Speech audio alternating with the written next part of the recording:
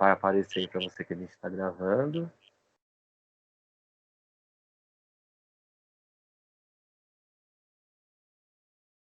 Eu não sei se gravar vídeo vai... Não, mas eu tenho... Beleza. Se não, eu paro e a gente grava só o áudio. Beleza? Vamos lá. Professora Cíntia, o que você pensa da educação do nosso país?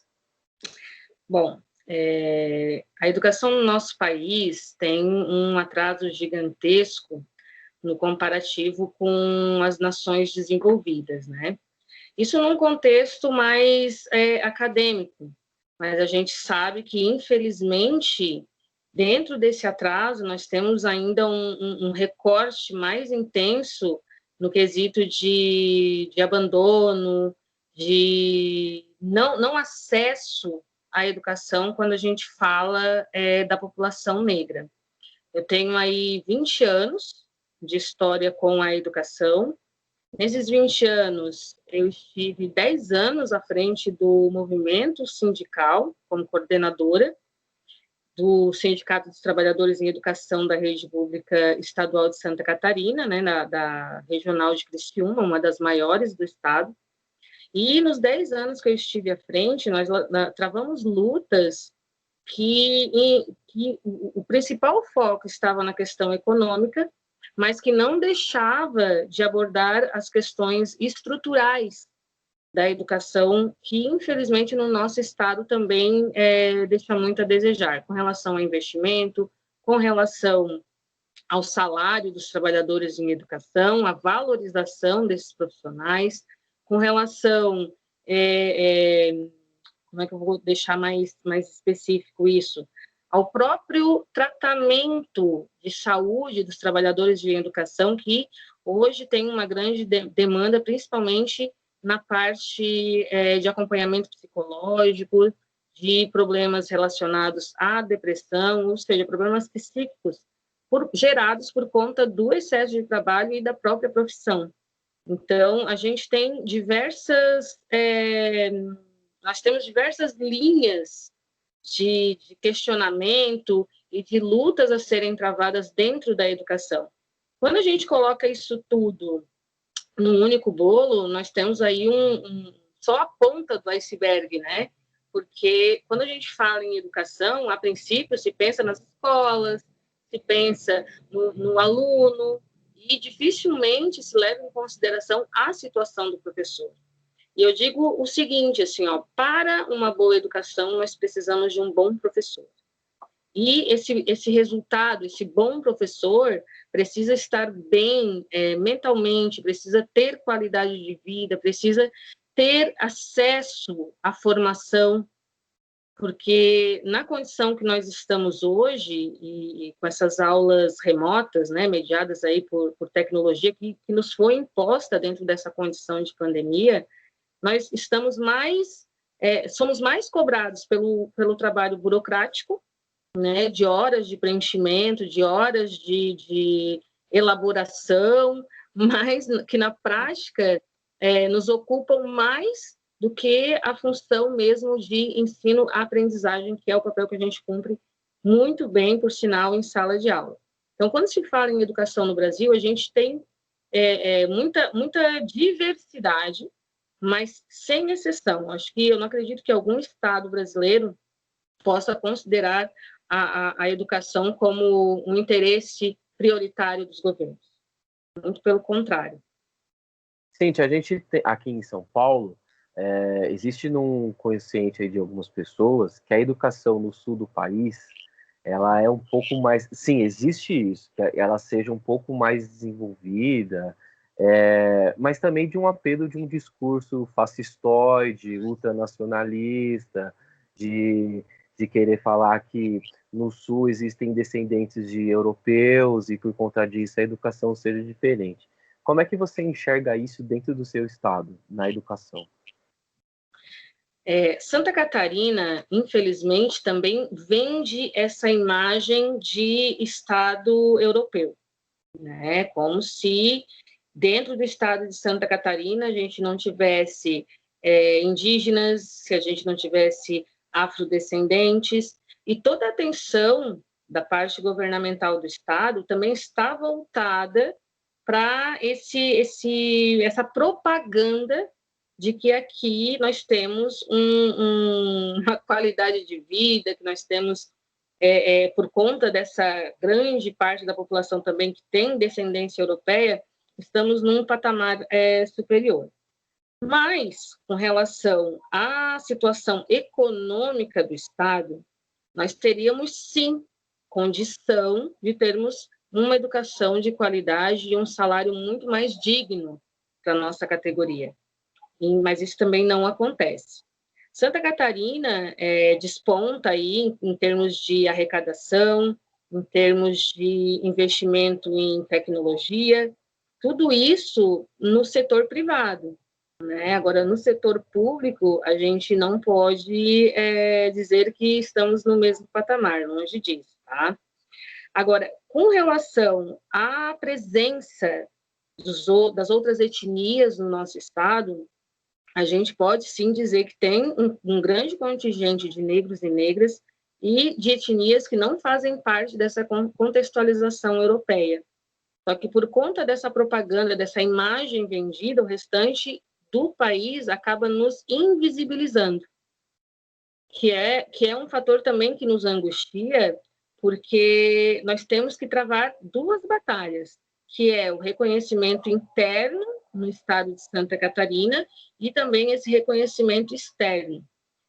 Para exemplificar melhor isso, quando você sabe que, para quem trabalha com as questões sociais, com os projetos sociais, a gente vive a caça de editais, porque não existe nenhum outro tipo de financiamento e muitas vezes tiramos do nosso próprio bolso para poder colocar alguns projetos em andamento.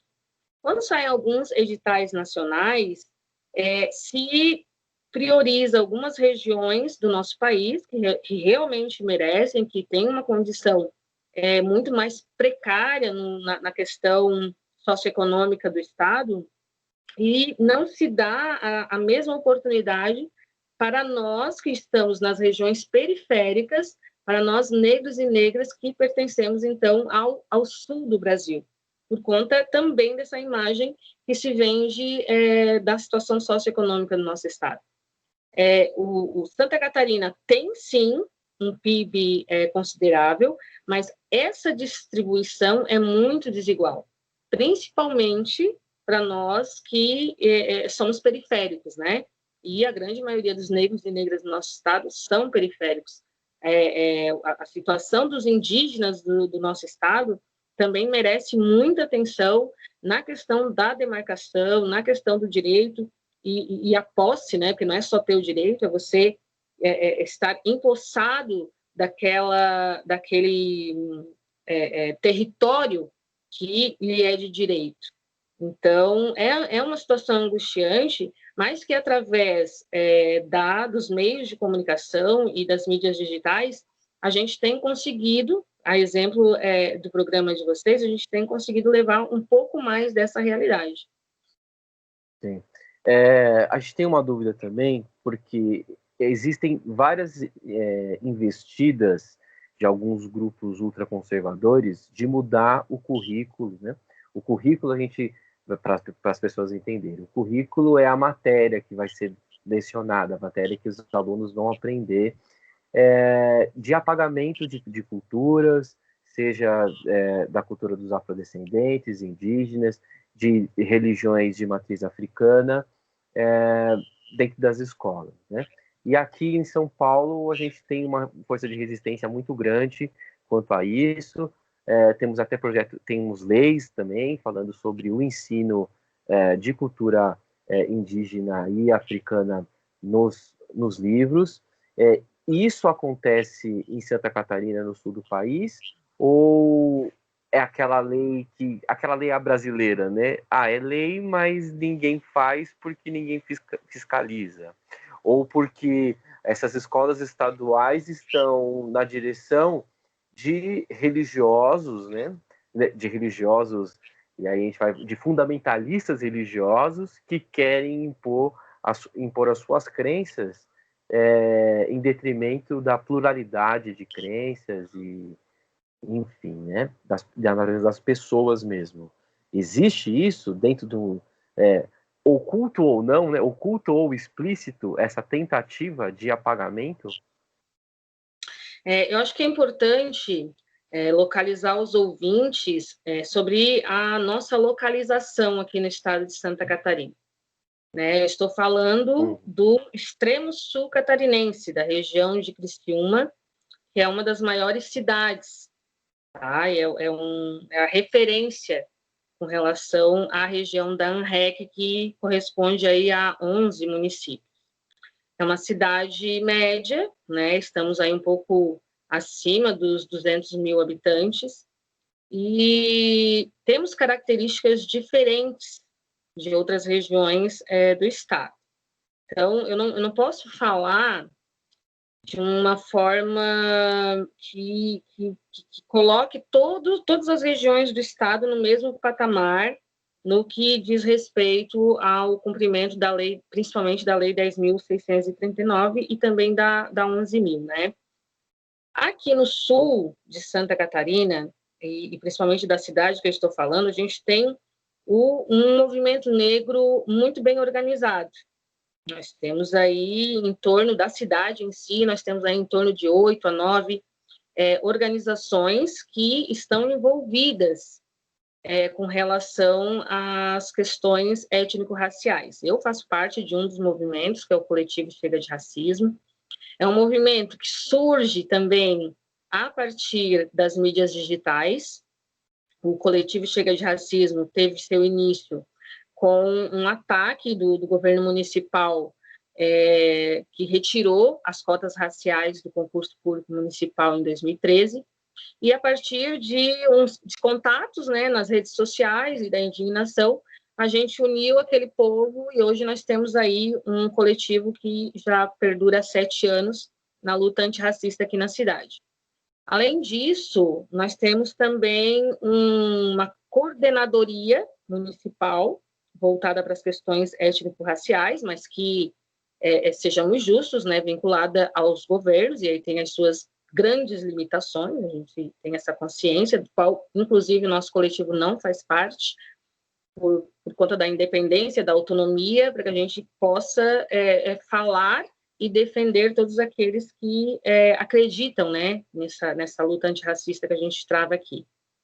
E a gente tem um conselho municipal que tem a bancada governamental, mas também tem nesse conselho a bancada que representa os movimentos, né? E aí nesse conselho nós estamos com uma cadeira.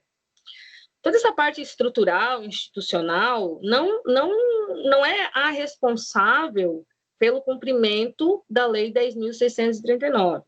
Eu chamo a responsabilidade para a atuação do movimento negro, que, por conta da sua atuação, interfere na aplicação dessas políticas e também exige dessas instituições que se faça cumprir.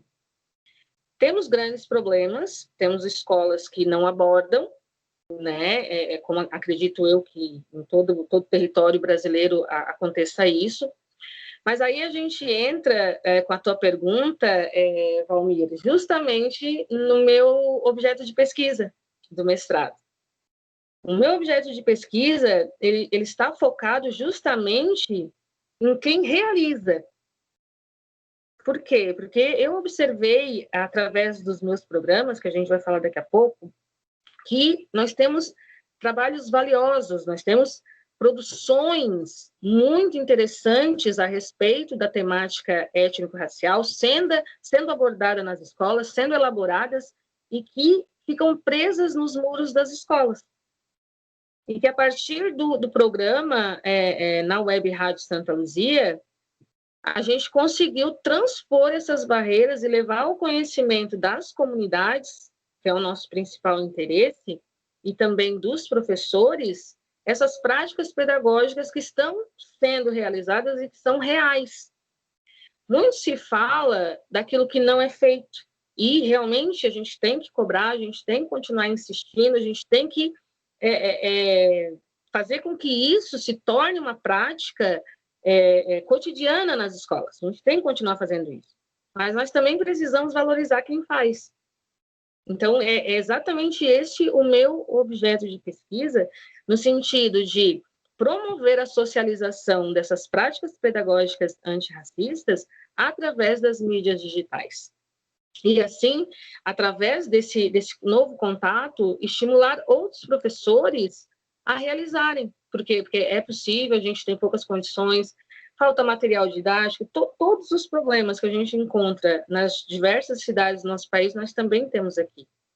Só que a gente tem muito professor, a grande maioria professores negros e negras, que estão colocando as práticas pedagógicas antirracistas no seu cotidiano, estão aplicando isso de acordo com a Lei 10.639 e, inclusive, ampliando. Então, são situações bem desiguais que a gente encontra, né, desde da não realização, da negação total, e daqueles que fazem muita diferença nos espaços escolares e que a gente quer transpor esses muros. Com relação às regiões de predominância e de descendência europeia, claro que todo esse trabalho é muito mais difícil. Então, a gente pode estar localizando esse trabalho mais profundo na questão das relações étnico-raciais, concentradas muito no litoral de Santa Catarina, né? O Sul tem um forte, grande referência no estado, a Grande Florianópolis, que pega um complexo regional ali também bem interessante, e a região de Joinville, que eu posso destacar assim como principais centros de trabalhos pedagógicos voltados para as práticas pedagógicas antirracistas. A gente pensando em educomunicação e explicando que, por exemplo, o próprio Indisciplina é uma ferramenta de comunicação e ela fala diretamente de educomunicação. O que é educomunicação para você e como que você, dentro da sua tese de mestrado, né, dentro do andamento do seu mestrado, como que você enxerga a expansão da educomunicação e se a pandemia ajudou ou atrapalhou? Que perguntinha difícil. Bom, a pandemia, eu vou começar de trás para frente, né? A pandemia é um marco. É um marco para a humanidade, como outras pandemias já foram também, né? Em períodos de crise, como professora de geografia que sou, em períodos de crise, a humanidade tende a se superar na questão de desenvolvimento tanto tecnológico, desenvolvimento pedagógico, é meio que podemos considerar um instinto, né, mais elaborado por conta da nossa intelectualidade de vencer esses momentos.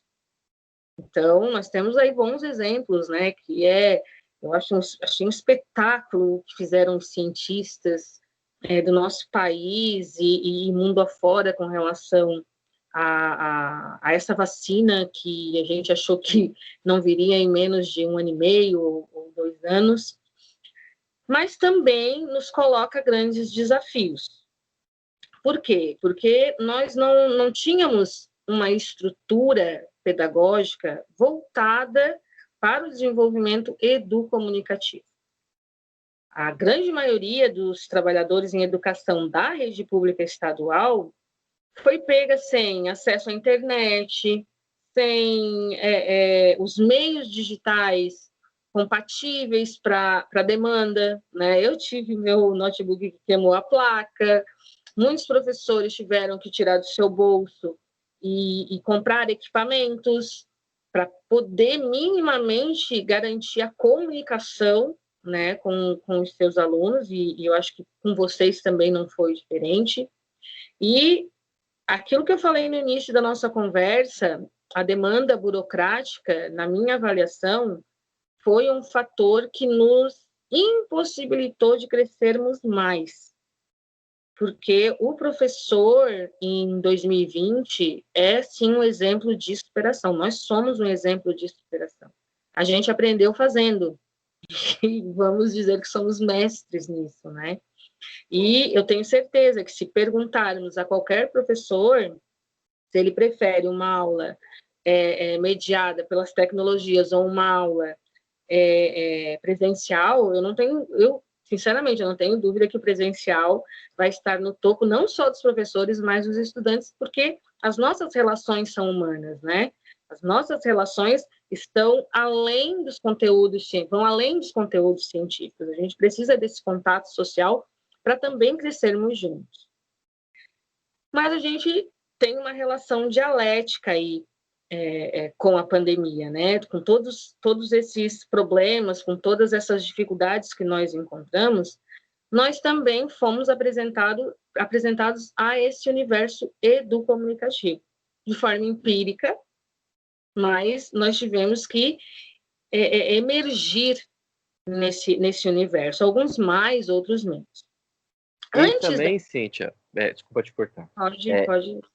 E também, porque na formação do educador, do professor, ele não teve nenhuma matéria falando, olha, isso é ensino à distância, né?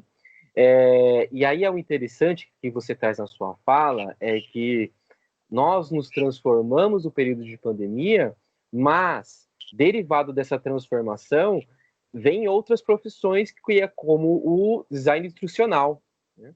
Que é esse, geralmente, na verdade, é um designer que vai estudar pedagogia para fazer um material para o processo de ensino-aprendizagem. Exatamente.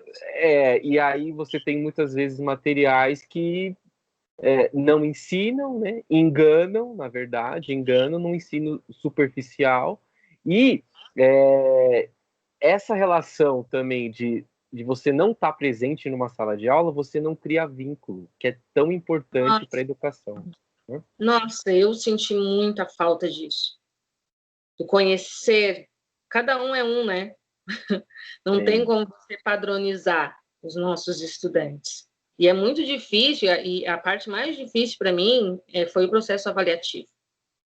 Isso me gerou, inclusive, uma situação de estresse, de ansiedade, né? E, para variar, tive que recorrer também a um acompanhamento profissional, né, nesse sentido. Mas então, Valmir, temos essas duas situações impostas, né, pela pandemia, a questão de sermos empurrados para esse universo, as dificuldades que nós encontramos nesse percurso, mas também essa apropriação de um novo conhecimento, de um novo conceito. Eu entendo que o conceito de educomunicação ainda é muito novo, muitas pessoas ainda não têm acesso a ele. Eu fui ter acesso no curso agora de mestrado, né, oficialmente, como uma nova área do conhecimento, e como nós desenvolvemos muitas coisas empíricas e que dão certo, muitas vezes dão certo, a pandemia potencializou esse processo nesse momento. E eu sempre procuro analisar sobre essas duas óticas, né? O que teve de complicado, o que foi difícil, o que foi ruim, mas o que nos acrescentou. Então, eu acredito que a partir de agora, nós não podemos mais olhar para as redes sociais da mesma forma que olhávamos antes, como muitas pessoas olhavam antes, como um entretenimento, como um simples, vou usar a palavra simples, mas uma simples forma de se contactar, de ter contato com alguém. Né? Elas podem ser transformadas em muito mais do que isso. Então, é nessa linha que a gente começa a dialogar com o conceito de educomunicação, mas eu destaco ainda nesse processo um dos principais argumentos, né, dessa nova área do conhecimento, que é a relação dialógica, que é aquilo que Paulo Freire, né, defendeu muito perfeitamente, que é o diálogo. Não existe um diálogo sozinho, né? Senão vai ser um monólogo. A gente precisa dessa interação, a gente precisa abandonar a hierarquização de um determinado conhecimento. Todos nós temos como contribuir, todos nós temos o que acrescentar, e essa fusão, né, dessa interação é que vai gerar um conhecimento muito mais comprometido, um conhecimento muito mais amplo, né, sobre as mais variadas áreas do conhecimento. Então, é um conceito que eu posso te dizer que me apaixonei, que me abraçou, porque eu já fazia esse trabalho a partir da web rádio por uma necessidade, né? Eu senti essa necessidade de ter um programa que estivesse voltado para as questões étnico-raciais e protagonizassem, né, as nossas figuras, as nossas personalidades negras que realizam grandes projetos nas nossas cidades e que são invisibilizadas. E a educomunicação, ela só veio a acrescentar, porque eu passei a compreender que esse trabalho é um processo educativo e que a comunicação é uma grande aliada. Cíntia, eu vou evocar duas frases aqui. A primeira, né, que quando da sua fala que se traz do Paulo Freire, é que não existe saber mais ou saber menos, os saberes são diferentes, né? E que eu acho também que é um dos grandes desafios daí do comunicação, porque todo mundo vai ter um saber que ele vai poder compartilhar, e isso agora é explícito dentro dos meios digitais. E o que me preocupa, e eu queria saber da sua visão, nós temos o conceito do Theodor Adorno, de indústria cultural. E aí, quando você fala deste acesso que as pessoas, os alunos têm com o conhecimento, como é que o educador vai competir com o Instagram? Como é que o educador vai competir com algum viral de internet, com um TikTok? Como é que ele transforma esse conteúdo que ele tem que passar e desenvolver de uma forma atrativa? E aí, pegando esse conceito dessa indústria cultural que faz que esse entretenimento seu também é moldado por um grupo de interesses econômicos, obviamente, né? E esses interesses econômicos também são étnico-raciais, né? Por consequência, como é que a gente compete com essas grandes forças da internet e com o conteúdo que a gente quer oferecer? Olha, eu entendo que é um grande desafio, mas o cerne, vamos dizer assim, da educomunicação está entre não competirmos, mas em nos aliarmos a esses instrumentos. Porque na competição nós perdemos, né? E quando a gente se alia a esses instrumentos, a gente consegue trazer o estudante para o universo do conhecimento através desses mecanismos de informação. Porque existe muita diferença entre conhecimento e informação. Então, a informação, realmente, nós temos muitas. E, inclusive, os nossos estudantes e também as pessoas que não fazem parte do universo escolar formal ainda têm muita dificuldade em identificar o que é uma fake news. Acabam reproduzindo informações que não têm uma fonte, vou utilizar a palavra confiável, mas que simplesmente simplesmente e infelizmente nós temos aí os robôs, né, que estão uma realidade hoje, que jogam essas mensagens para que se viralizem e que ganham dinheiro com isso, né, que as pessoas que estão atrás desses robôs ganham dinheiro com isso. Então, a educomunicação, ela vem organizar ela vem proporcionar aos estudantes e às comunidades em geral que não estão nos espaços formais de educação o acesso a esse conhecimento. Quando Paulo Freire coloca que nós precisamos ter uma relação dialógica, significa que não é mais só o professor o responsável pela produção desse conhecimento, mas também o estudante, também a comunidade, também os movimentos que estarão se relacionando com esses processos educomunicativos. Isso que a gente está fazendo hoje, essa discussão, esse diálogo, esse bate-papo, ele é um exemplo clássico, né, de que a gente consegue, sim, transformar essa tecnologia que está à nossa disposição em conhecimento, e principalmente em conhecimento coletivo. Então, o professor precisa se desarmar, precisa conhecer esses equipamentos, precisa conhecer esses instrumentos, e eu foco na palavra instrumento porque a gente precisa dominar e não ser dominado por esses instrumentos. Os instrumentos, qualquer técnico vai lá e vai nos auxiliar e a gente vai aprender a fazer. A gente vai aprender a utilizar o instrumento. Agora, transformar esse instrumento num mecanismo para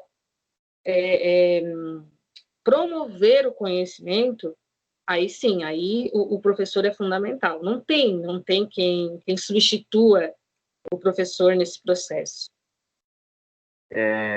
Cíntia, um dos conceitos da aprendizagem significativa é o professor sendo coautor da construção desse conhecimento.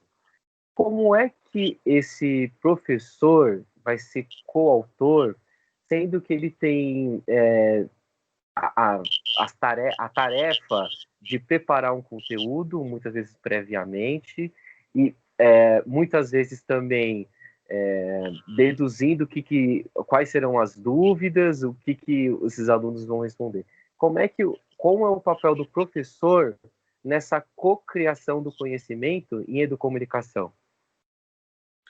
Olha, eu analiso que o nosso papel é estarmos despidos, porque o professor ainda carrega sobre seus ombros essa responsabilidade de que precisa dar todas as respostas. E nós precisamos avançar nesse sentido. Quando a gente coloca que todos são portadores de conhecimento, hoje em dia é impossível competirmos com o Google, por exemplo. Né? Então, quando questionados na situação de tentarmos responder de imediato, nós podemos transformar isso numa pesquisa. A gente precisa romper com o medo da tecnologia, ou com essa exigência de que o professor tem que ter tudo na ponta da língua. Isso não existe. E por muito tempo, aliás, e ainda hoje, em diversas situações, nós somos cobrados com relação a isso. Eu sempre digo para os meus estudantes, para os meus alunos, que eu sou professora de geografia, mas eu nunca decorei capital na minha vida. Porque eu acho isso um absurdo de encher a minha memória. A gente já tem tanta coisa para processar, para entender, para compreender, e mais decorar se eu tenho acesso a essa informação. Quando eu precisar, eu vou ter acesso a essa informação. Para que eu vou decorar um mapa? Talvez muitos professores de geografia me critiquem, mas, para mim, esse é o processo de construção de um processo educomunicativo. Sabe aquela situação em que o aluno, que o livro não pode ser riscado, que não pode ser destacado? O livro é para ser usado. Quanto mais velhinho estiver o livro, é porque você aproveitou muito ele.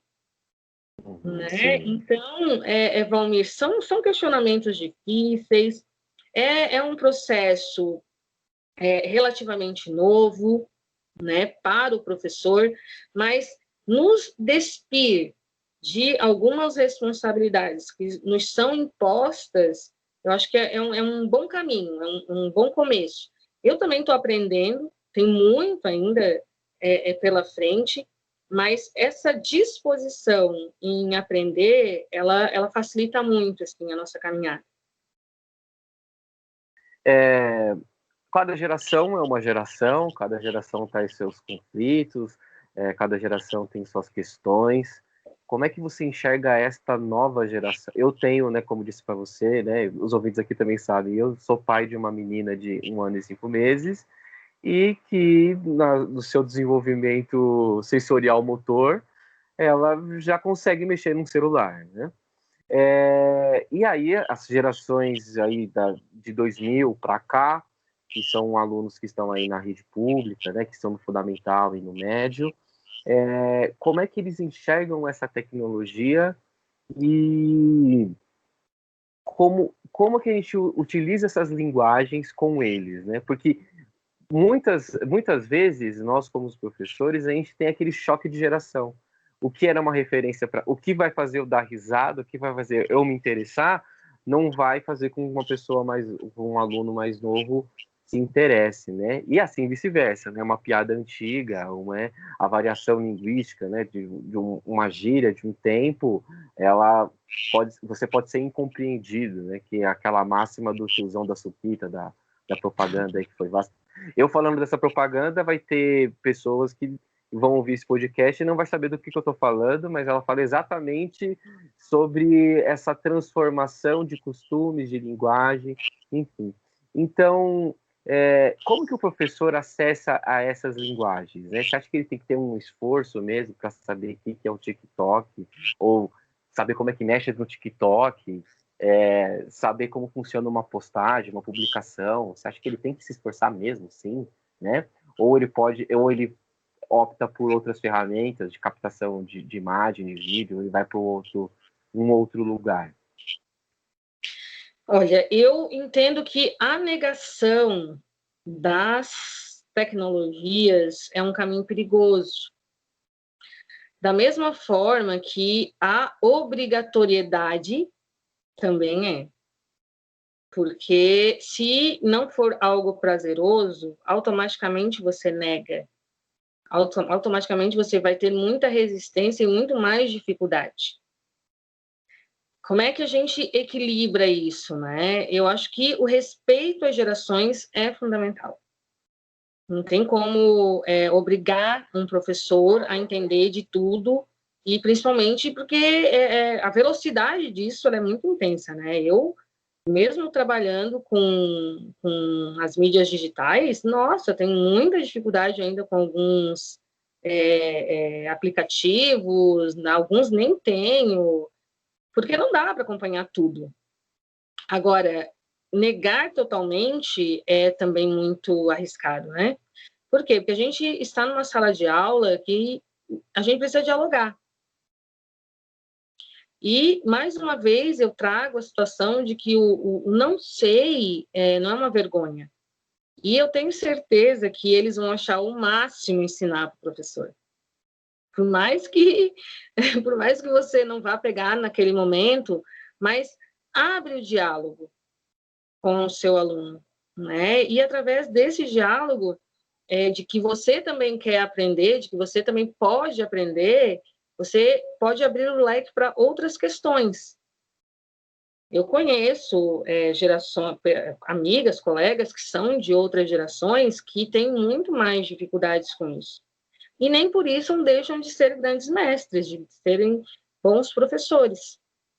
Então, quando a gente começa a nos escravizar por conta de uma determinada tecnologia, é um caminho sem volta, assim, porque o ritmo é muito acelerado, né? E ano que vem a gente vai ter outros modelos e a gente vai estar sempre correndo atrás da máquina. Então, eu acho que um equilíbrio é fundamental.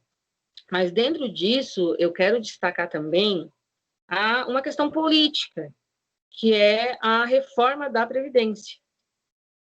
Se os professores tiverem mais anos de trabalho, significa que o choque geracional será ainda maior. E isso, gente, assim, ó, é incompatível. Por quê? Porque nós precisamos respeitar, são outras épocas, são outras gerações. Eu fico me perguntando como estarei numa sala de aula com uns 60 e poucos anos.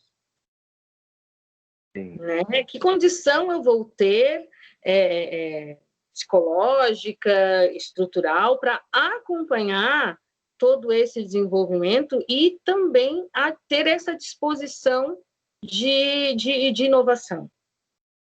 Né? Eu estou colocando 60 anos, mas a gente sabe aí que as discussões vão até para além disso. Então, é uma questão política que afeta não só os professores, mas toda uma sociedade. Por quê? Porque todos têm filhos que vão frequentar escolas, sejam elas públicas ou privadas, que vão estar enfrentando esse choque geracional, que é isso, muito... Sim. E soma-se isso também, né, Cíntia, esse desinteresse que há pela profissão de professor, né, no país, por conta de desvalorização, né, uma falta de um plano de carreira, e aí colocar realmente, né, um sexagenário para numa sala com crianças de 10 anos. Como que... E é interessante você falar isso, porque sempre que a gente pensa em reforma da Previdência, mas como é que alguém de 60 anos vai carregar um saco de cimento? Veja bem, né? E é o que o Chomsky também vai falar, o Noam Chomsky, ele também vai falar sobre isso, dessa diferenciação do trabalho braçal e do intelectual. Os dois são intelectuais. Os dois são. Né? Nós somos educadores. Eu não sei você, Cíntia, mas se você pedir para eu levantar um muro, eu não consigo. Imagina, eu não consigo, né? Tanto pela minha incapacidade, é a minha incapacidade mesmo de entender conceitos simples de construção, né? Como aos 60 anos eu não sei se eu vou conseguir realmente levar um monte de tijolo, enfim, nem sei se hoje eu consigo, mas, né? E é muito importante a gente trazer essas questões. Com a educomunicação, né, que é o que a gente está debatendo aqui nesse programa, eu queria que você falasse das pautas antirracistas, né? E eu quero aproveitar para citar a Sueli Carneiro, que a gente estava falando um pouco antes do programa começar, sobre essa descaracterização do pardo, né? Porque, e aí o Fanon também vai falar, né, da pele negra e a máscara branca, de como o pardo, existe um discurso que fala que o pardo vai usar que ele não é uma coisa nem outra para ter alguns tipos de privilégio, mas quando você vai ver as taxas de desemprego, a remuneração, ela é parecida, emparelhada com a de negros mesmo, né? Eu me sinto também nesse não lugar, porque em algumas ocasiões peraí, você não é tão preto assim, né? Apesar de ser descendente, você não é tão preto assim para falar sobre alguma coisa, mas peraí, você também não é branco. E aí esse choque vai acontecer. E eu queria saber de você, né, que é um grande nome do movimento negro, de como que é esse lugar deste pardo, né? Porque para o IBGE nós somos iguais. Na periferia morre o pardo e morre o negro. E aí o pardo só descobre que ele não é branco quando ele vai por algum lugar que só tem elite. E aí fala assim, opa, aqui você não é branco. Né? E o indígena também, né? O indígena também. Eu tenho cabelo liso, mas você não é branco. Você não tem aquele estereótipo. Como é que a gente pode usar a educomunicação para falar dessa caracterização de, olha, qual é o seu lugar aqui dentro do movimento negro, qual é o seu lugar dentro também das políticas públicas, porque elas afetam diretamente você. Quando se fala alguma coisa, o programa de trainee do Magazine Luiza, é para você também, porque você não vai entrar lá como branco, né? Como é que a gente usa a comunicação para ensinar isso para os nossos alunos e alunas? Bom, a sociedade racista, ela impôs eu vou usar a palavra colorismo, não sei se vocês estão habituados com esse conceito, trabalham com esse conceito, né? Que é quanto mais claro, mais privilégios. Quanto mais escuro a tonalidade da pele, mais sofre a questão do racismo, né? Então, a sociedade racista é que criou isso. A sociedade racista é que fez com que se criasse um conceito de que quanto mais claro, mais belo. E nós temos aí, ao longo da história, né, tanto da escravidão do nosso país, como para se justificar essa escravidão, o surgimento, a elaboração de teorias que vão de encontro à questão do embranquecimento, né, da população negra como uma cura, como algo que fosse melhorar a população brasileira, né?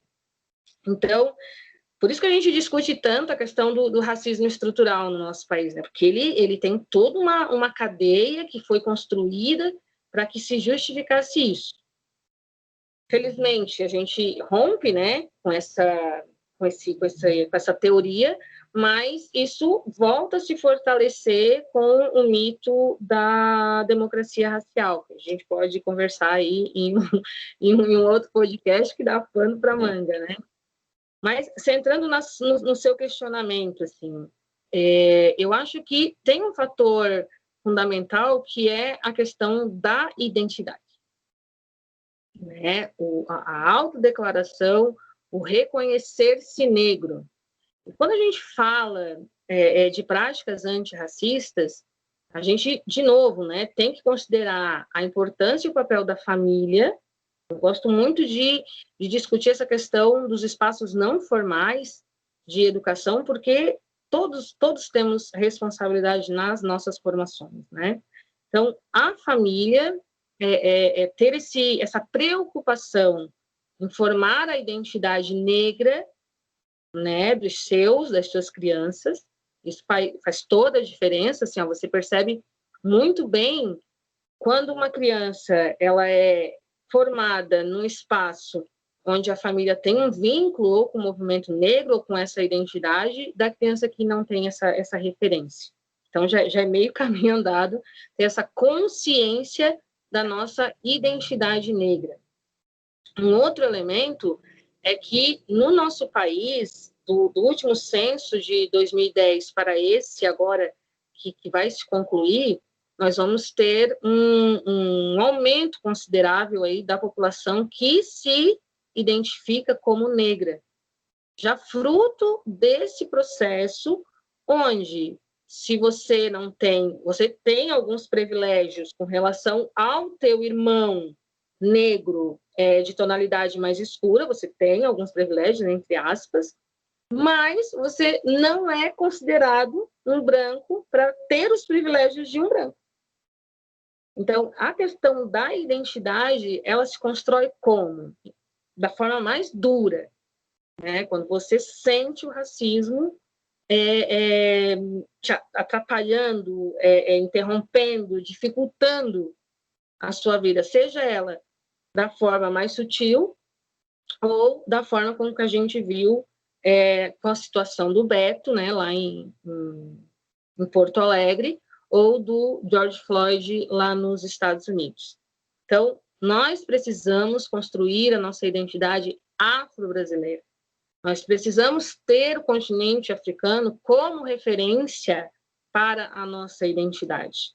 Claro que tudo isso é um processo intenso. Por quê? Porque a gente, quando fala de identidade, a gente tem que discutir a nossa ancestralidade, a gente precisa discutir de onde viemos, de qual nação africana fizemos parte, qual é a nossa árvore, né? Quais são os nossos ramos familiares, porque a gente consegue ir, no máximo, uma família negra consegue ir até o bisavô. Depois Sim. Nós nos perdemos na história. Então, aí vem a importância da Lei 10.639, porque a gente tem a importância da família, mas a gente também tem a educação formal e informal como importantes aliadas. Trabalhar a história, a cultura, africana e indígena fortalece esse nosso sentimento de pertencimento a um povo. Nós precisamos disso. Então, é uma discussão difícil, é uma discussão intensa, mas muito necessária. Quanto maior for a nossa identidade, mais reconhecimento e mais exigiremos esse reconhecimento. Não sei se consegui te responder, porque Sim. E é interessante quando você fala, a gente consegue ir até o nosso bisavô. Eu tenho essa dificuldade também, eu não consigo adentrar realmente na árvore genealógica. E outra coisa também, que quando você tem a descendência de um europeu, você sabe o país. Ah, eu sou europeu, eu sou descendente de, sei lá, e da Calábria, sabe? Alguma coisa assim, da Itália, uma região específica. E aí, quando nós, né, afrodescendentes, a gente não sabe, né? A África é um continente imenso, com várias nações, né, várias e um exemplo disso é a Record, passando novela de 4.000, ambientada há 4.000 anos atrás, um branco. Ou seja, mais um apagamento através da mídia, da história da humanidade e da história das pessoas mesmo, que não conseguem se ver representadas em grandes líderes. E essa questão do colorismo, a gente nunca falou aqui no Indisciplina, porque eu estava esperando uma pessoa como você para falar e explicar o colorismo para os nossos ouvintes. Você pode explicar um pouco mais? Vamos dizer que o tom da pele, colorismo, né? O tom da pele define os privilégios, a forma com que você vai ser aceito na sociedade. E aí vem toda essa discussão de que o negro claro é bonito ou que não é negro, mas isso se dá até onde você não está competindo uma mesma vaga de emprego, né, com um não branco, um não negro, desculpe. Essas situações, elas são sutis, mas elas escancaram o racismo estrutural. Eu gosto de dizer que eu sou tinta forte, me reconheço, me identifico dessa forma e gosto muito. Mas tem pessoas que não conseguem ter essa aceitação da sua cor da pele por toda uma trajetória, por tudo aquilo que já sofreu. Nosso povo é um povo sofrido, né? Desde muito cedo a gente aprende que as coisas para nós são mais difíceis, que nós temos que mostrar a nossa competência com muito mais intensidade do que um branco em qualquer situação, seja na escola, na igreja, ou qualquer outro tipo de instituição. E uma criança percebe isso muito rápido quando o amiguinho mais claro é tratado de forma diferenciada com ele, mas que são todos negros, né?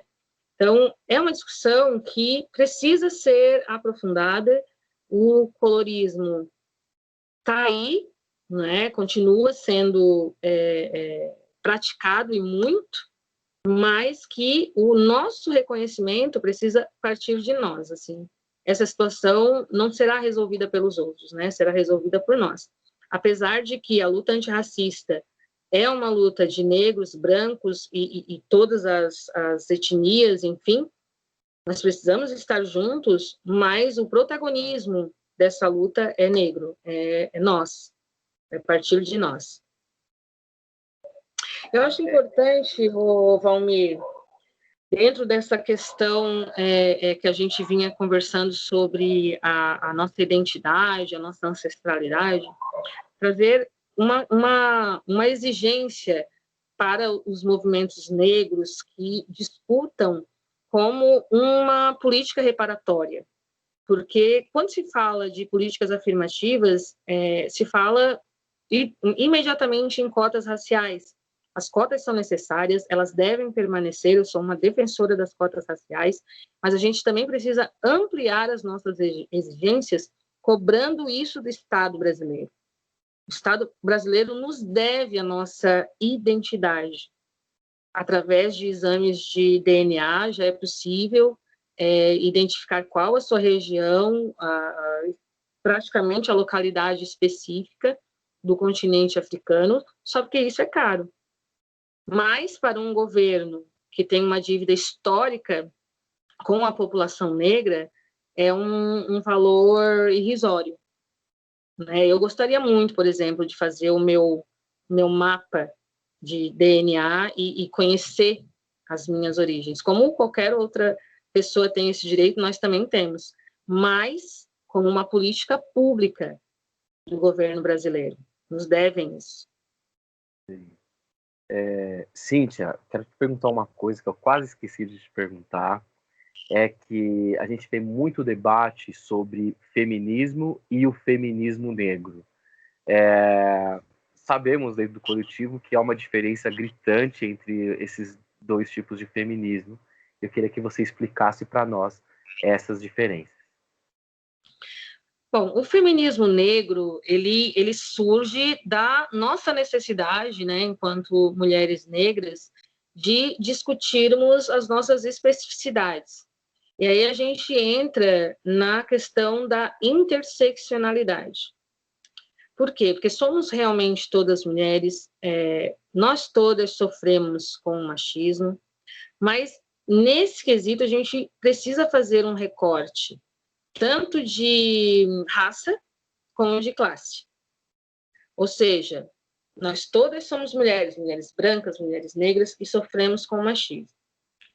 Só que entre nós mulheres, nós negras, sofremos mais com estupros, com violência doméstica, estamos nos postos de trabalho mais precários, com as piores condições estruturais. São questões que também precisam ser debatidas. Sofremos com a violência doméstica, muito mais do que as mulheres brancas. Sofremos com os abusos, com os estupros. Nós estamos no topo dos indicadores de violência contra as mulheres. Quando uma mulher branca é assassinada, é feminicídio. E as matérias na TV, as coberturas, né? Dependendo da classe social, até é uma discussão nacional, né? Como aconteceu recentemente, como no caso da juíza.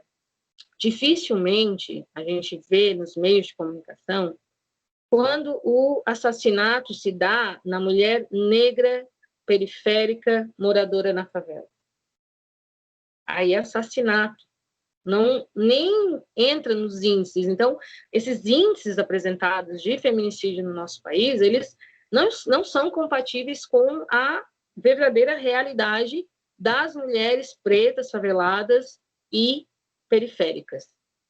Então, não tem como fazer apenas uma discussão feminista. E isso que eu não estou nem colocando aqui a questão LGBT+. Né? Só uma questão de raça e classe social. Então, nós, mulheres negras, e felizmente, né, nós estamos com grandes escritoras, nós estamos com mulheres negras que estão à frente dessas discussões e trazendo elaborações que também, através da educomunicação, estão chegando, né, aos nossos lares, a quem realmente precisa ter essa compreensão. É um longo caminho, é um longo debate, mas o feminismo negro está aí, se consolidou, na minha avaliação, o feminismo negro se consolidou, e agora a gente precisa ampliar também esse debate. Por quê? Porque nós já demos grandes passos, né? Que é a conquista da nossa estética, que é a valorização das nossas cores, daquilo que a gente gosta, dos nossos cabelos crespos, trançados, lisos, seja lá qual for a nossa escolha, mas nós precisamos avançar nessa discussão também politicamente, né? Que, mais uma vez, recai sobre políticas públicas de atendimento à saúde da mulher negra, há atenção para creches, e aí a gente, quando fala em creche, eu não falo só da creche, que é do período, aberta no período comercial, as nossas mulheres negras precisam ter acesso ao ensino superior, ao ensino noturno, não tem com quem deixar suas crianças, que a maioria das mães solteiras são mulheres negras, então não tem como não ampliarmos esse debate. Faz parte. De vez em quando no meu programa também acontece. Ampliar esse debate na exigência política, né? Então, quando eu falo em política, não é a política partidária, mas essa política que rege as nossas vidas, né? Que é lá, no campo político, que estão tomadas as decisões. E nós precisamos estar atentos e atuantes. Oi. Eu vou finalizar. Cíntia, muito obrigado. Eu vou finalizar agora. Meu cachorro quebrou o raciocínio. Eu vou finalizar agora, tá? Aí, mas isso aí o Bruno. Bruno, edita aí, amigão. Ele acerta, ele acerta lá no final. Não, Valmir, pode ficar muito tranquilo, porque nós estamos em casa, né? Eu acho que isso, a pandemia nos trouxe essa experiência. A gente não vai colocar uma mordaça no cachorro, nem fazer nem parar de chorar, porque nós estamos em casa. E levar essa aproximação para os nossos ouvintes também é muito interessante, né? A gente faz parte desse processo. É isso aí. Você me abriu os olhos para uma coisa, né? Que eu já gravei tanta coisa que às vezes eu tava falando, às vezes eu fujo do roteiro e vou falando algumas coisas, e aí a minha filha entrava no quarto e gritava, e não, Clarissa, eu tenho de novo. Bom, enfim, né? Bom, vou finalizar aqui. Cíntia, muito obrigado pela sua participação no Indisciplina. Você foi fundamental para a gente entender uma série de conceitos de educomunicação e de uma educação antirracista também. Eu queria que você falasse um pouco do seu programa na Web Rádio, e um pouco mais sobre o seu trabalho. Eu que agradeço, né? Foi um bate-papo bem legal. Estava nervosa no começo e eu acho muito bom isso, sabe? Porque essa nossa comunicação, ela sempre nos provoca, né? E a gente sempre aprende mais no diálogo. Então, é a prova de que a educomunicação, ela nos favorece nessa construção desse conhecimento que a gente tanto busca. E eu quero, obviamente, convidar a todos, né, para se conectar na web rádio santaluzia.com. É uma web rádio, então não tem fronteiras, né? Felizmente, a gente tem audiência, inclusive, fora do país, né, de brasileiros que estão fora, de gente que quer aprender a nossa língua e que interagem também conosco através desse mecanismo de comunicação. A web rádio, ela esse ano vai completar 3 anos que nós estamos na web. Eu sou presidente e a gente constitui uma associação de comunicação alternativa. O nome Web Rádio Santa Luzia, nesse caso, não faz referência religiosa, e sim a uma região da periferia de Criciúma, uma grande região da periferia de Criciúma, e que nós temos vários bairros também de composição étnico-racial de predominância negra. Então, a gente fez questão de colocar o nome do nosso território, do qual a gente ocupa e do qual a gente realiza o nosso trabalho. E dentro da Web Rádio Santa Luzia, eu tenho um programa que é o Protagonistas Sem Fronteiras, protagonismo voltado para as pessoas negras e negros que realizam, né, projetos, que estão aí desenvolvendo pesquisas, que dentro das periferias estão fazendo a diferença e que vão, né, participam do nosso programa com o objetivo de socializar essas atividades. E entre elas, obviamente, muitos professores com as suas práticas pedagógicas antirracistas, mas também muito projeto social. Nossa, eu fiz a retrospectiva desse ano, foram mais de 60 participantes no programa, tanto de movimento sindical, movimento popular, movimento nas favelas, enfim. Então, é um programa que vai para o ar todos os sábados, a partir das 10h30, e que, felizmente, também já faz parte assim, da cultura da cidade, principalmente para o nosso povo, e para a galera que curte aí essa política de interação entre comunicador e seus ouvintes. Então, quero agradecer imensamente, é muito bom conversar com a galera da Brasilândia, conversar e estar fazendo parte desse projeto de vocês, que também considero como fundamental. Minha gratidão. Obrigado. Esse foi o Indisciplina, e na semana que vem... Bom, depois eu faço o fechamento. Cíntia, muito obrigado, cara. Foi incrível, meu. Você foi uma das melhores pessoas que a gente chamou aqui, cara, sem rasgação de seda, porque não precisa rasgar cedo. Tava no começo. Nossa, cara, foi muito legal. Eu tava, garimpei assim para procurar alguém para falar de. Tava garimpando duas pessoas, uma falar de educomunicação e de falar de educação e de racista. E aí eu achei você, cara. Né? Foi incrível. É a primeira vez que eu falo em público sobre educomunicação. Olha que legal. Agora todo mundo já sabe já. Na descrição eu vou colocar todo o seu trabalho, tá bom? E vou colocar também o link para a Web Rádio Santa Luzia e para o seu programa. Legal. Beleza? A nossa forma de divulgação eu uso minhas redes sociais, né? O meu Instagram, o meu Facebook e o LinkedIn, como eu tinha dito para você.